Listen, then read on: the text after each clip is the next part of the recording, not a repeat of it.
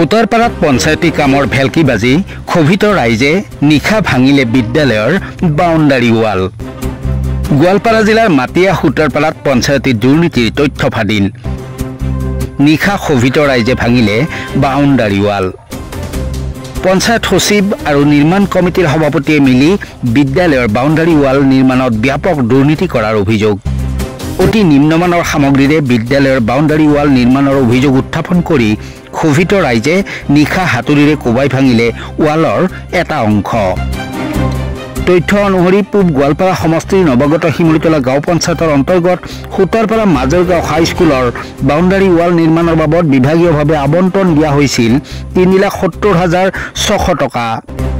বিদ্যালয় পৰিচালনা সমিতিৰ সভাপতি আব্দুল আজিজ প্ৰধানিক সভাপতি হিচাপে লৈ গঠন কৰা হৈছিল নিৰ্মাণ কমিটি।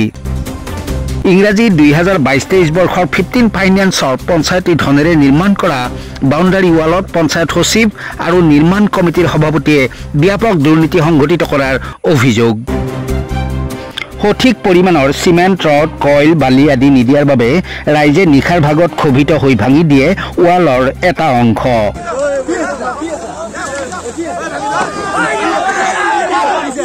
প্ৰশ্ন হয়, কি সাহসত পঞ্চায়ত সচিবে চলাইছে এনে লুণ্ঠনৰাজ দুৰ্নীতি?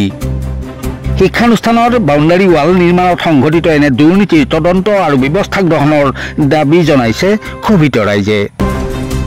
News desk NB Live।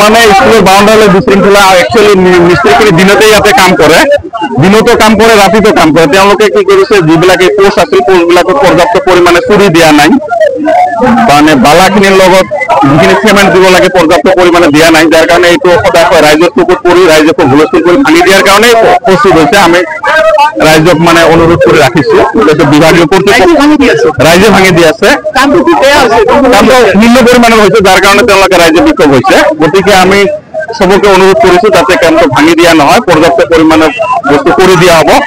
বিভাগীয় কৰ্তৃপক্ষক আমন্ত্ৰণ কৰি তেওঁলোকে চাই চিতি যি হয় সেইটো কৰিব। স্কুল বাউণ্ডাৰী ৱাল, এইটো পঞ্চদশ বিত্ত আয়োগৰ বাউণ্ডাৰী ৱাল আছিলে। এইটো খুটাৰপাৰা মাজৰগাঁও হাইস্কুল কনষ্ট্ৰাকশ্যন কমিটিৰ আণ্ডাৰত হয়। ইয়াৰ কনষ্ট্ৰাকশ্যন কমিটিৰ প্ৰেচিডেণ্ট হ'লে বিদ্যালয়ৰ পৰিচালনা সমিতিৰ সভাপতি আব্দুল আজিজ প্ৰধানী, তেওঁ সভাপতি কনষ্ট্ৰাকশ্যন কমিটিৰ, তেওঁ সভাপতি আৰু পঞ্চায়ত ছেক্ৰেটাৰীজন সচিবজনে এই কামৰ সচিব। ইমান টাকাৰ কাম এটাকৈ ৰড দি কাম কৰিছে, আৰু তাত নেকি 10 ফুটৰ আগতে ৰিং নোহোৱা কৰি কাম কৰিছে। ৰিং নোহোৱা কৰি কাম কৰিছে। তাত আৰু মিস্ত্ৰী সুধিলে কৈছে আমাক যেনেকৈ কৰিব দিছে সেনেকৈ কৰিছো কমিটিয়ে। মিস্ত্ৰী বোলে শিমলিতলাত, মই এটা লেবাৰক লগ পাইছো, কৈছে বোলে শিমলিতলাত। মোক এই মাত্ৰ ক'লে কাম যেনেকৈ কৰিব দিছে মই সেনেকৈ কৰিছো।